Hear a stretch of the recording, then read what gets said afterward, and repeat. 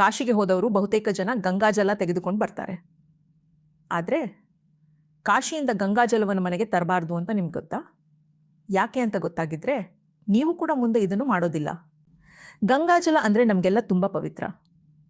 ಮನೆ ಶುದ್ಧೀಕರಣಕ್ಕೆ, ಪೂಜೆಗೆ, ದೇವರಿಗೆ ಅರ್ಪಿಸಲು, ಅಂತಿಮ ಸಂಸ್ಕಾರದಲ್ಲೂ ಕೂಡ ಗಂಗಾಜಲ ಬಳಸಲಾಗುತ್ತೆ.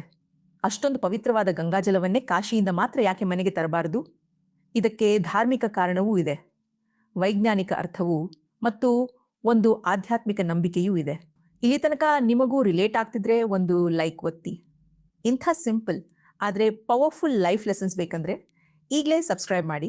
ಈ ವಿಡಿಯೋವನ್ನು ನಿಮ್ಮ ಫ್ರೆಂಡ್ಸ್ಗೆ ಶೇರ್ ಮಾಡಿ. ಗಂಗಾಜಲದ ಮಹತ್ವ ಏನು?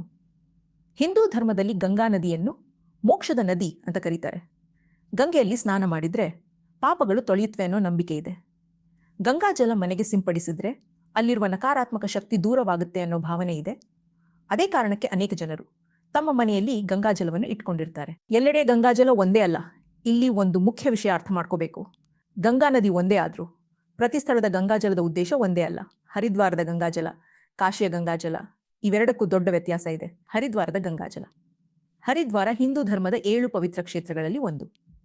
ಇಲ್ಲಿ ಗಂಗಾ ನದಿ ಪರ್ವತಗಳಿಂದ ಇಳಿದು ಬರುವ ಮೊದಲ ಹಂತದಲ್ಲಿರುತ್ತೆ. ಹರಿದ್ವಾರದ ಹರ್ ಕಿ ಪೌರಿ ಘಾಟ್ನಲ್ಲಿ ಗಂಗಾಜಲ ತುಂಬ ಶುದ್ಧವಾಗಿದೆ ಅನ್ನೋ ನಂಬಿಕೆ ಇದೆ. ಅದಕ್ಕೆ ಜನರು ಹರಿದ್ವಾರದಿಂದ ಗಂಗಾಜಲವನ್ನು ಬಾಟಲಲ್ಲಿ ಕಲಶದಲ್ಲಿ ಮನೆಗೆ ತರುತ್ತಾರೆ. ಇದು ಪೂಜೆ, ಅಭಿಷೇಕ, ಶುದ್ಧೀಕರಣಕ್ಕೆ ಬಳಸ್ತಾರೆ. ಆದರೆ ಕಾಶಿಯ ಗಂಗಾಜಲ, ಕಾಶಿ ವಿಶ್ವದ ಅತ್ಯಂತ ಹಳೆಯ ನಗರಗಳಲ್ಲಿ ಮೋಕ್ಷ ನಗರ ಅಂತಲೇ ಪ್ರಸಿದ್ಧ. ಇಲ್ಲಿ ಗಂಗಾ ನದಿ ಮೋಕ್ಷದ ಕಾರ್ಯಕ್ಕಾಗಿ ಬಳಸಲಾಗುತ್ತದೆ. ಕಾಶಿಯ ಮಣಿಕರ್ಣಿಕಾ ಘಾಟ್ನಲ್ಲಿ 24 ಗಂಟೆ ನಿರಂತರವಾಗಿ ಅಂತ್ಯಕ್ರಿಯೆಗಳು ನಡೆಯುತ್ತಿರುತ್ತವೆ. ಇಲ್ಲಿ ಸತ್ತವರ ಚಿತಾಭಸ್ಮವನ್ನು ಗಂಗಾ ನದಿಗೆ ಅರ್ಪಿಸಲಾಗುತ್ತದೆ. ಅಂದರೆ ಈ ಸ್ಥಳದ ಗಂಗಾಜಲದ ಉದ್ದೇಶವೇ ಬೇರೆ. ಕಾಶಿಯಿಂದ ಗಂಗಾಜಲ ಯಾಕೆ ತರಬಾರದು? ಕಾಶಿಯ ಗಂಗಾಜಲ ಪೂಜೆಗಾಗಿ ಅಲ್ಲ, ಮೋಕ್ಷಕ್ಕಾಗಿ. ಇಲ್ಲಿ ಚಿತಾಭಸ್ಮ, ಅಂತ್ಯಕ್ರಿಯೆಯ ಅವಶೇಷಗಳು ಗಂಗಾ ನದಿಗೆ ಸೇರಿರುತ್ತವೆ. ಅದನ್ನು ಮನೆಗೆ ತೆಗೆದುಕೊಂಡು ಹೋಗೋದು ಅಂದರೆ ಯಾರೋ ಆತ್ಮದ ಅಂತಿಮ ಪ್ರಯಾಣದ ಭಾಗವನ್ನು ನಮ್ಮ ಮನೆಗೆ ತರಿದಂತಾಗುತ್ತೆ ಅನ್ನೋ ನಂಬಿಕೆ ಇದೆ. ಇದು ಶುದ್ಧೀಕರಣಕ್ಕೆ ಅಲ್ಲ, ಮೋಕ್ಷದ ಪ್ರಕ್ರಿಯೆಗೆ ಅಡಚಣೆ ಆಗಬಹುದು ಅನ್ನೋ ಭಾವನೆ ಇದೆ. ಇನ್ನೊಂದು ಆಧ್ಯಾತ್ಮಿಕ ನಂಬಿಕೆ.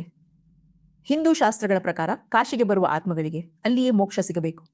ನೀವು ಆ ಸ್ಥಳದಿಂದ ಗಂಗಾಜಲವನ್ನು ತೆಗೆದುಕೊಂಡು ಹೋದರೆ ಆ ಆತ್ಮದ ಶಾಂತ ಪ್ರಯಾಣಕ್ಕೆ ಅಡ್ಡಿಯಾಗಬಹುದು ಅನ್ನೋ ನಂಬಿಕೆ ಇದೆ. ಅದಕ್ಕೆ ಹಿರಿಯರು ಹೇಳ್ತಾರೆ, ಕಾಶಿಯಿಂದ ಗಂಗಾಜಲ ಮನೆಗೆ ತರಬೇಡ. ಹಾಗಾದರೆ ಗಂಗಾಜಲ ಬೇಕಾದರೆ ಏನು ಮಾಡಬೇಕು? ಹರಿದ್ವಾರ, ಗಂಗೋತ್ರಿ, ಋಷಿಕೇಶ ಈ ಸ್ಥಳಗಳಿಂದ ಗಂಗಾಜಲವನ್ನು ತರಬಹುದು. ಇದು ಪೂಜೆಗೆ, ಶುದ್ಧೀಕರಣಕ್ಕೆ ಯೋಗ್ಯ. ಆದರೆ ಕಾಶಿಯಿಂದ ಮಾತ್ರ ಬೇಡ. ಕೊನೆಯ ಮಾತು. ಗಂಗಾದೇವಿ ಪವಿತ್ರ, ಆದರೆ ಪ್ರತಿಯೊಂದು ಸ್ಥಳಕ್ಕೂ ಅದರದೇ ಆದ ಅರ್ಥ ಇದೆ. ಭಕ್ತಿಯಲ್ಲಿ ಮಾಡಿದ ತಪ್ಪು ಕೂಡ ಕೆಲವೊಮ್ಮೆ ಸಮಸ್ಯೆ ತರುತ್ತೆ. ಆದರೆ ಜ್ಞಾನದಿಂದ ಮಾಡಿದ ಭಕ್ತಿ ಶಾಂತಿ ಕೊಡುತ್ತೆ.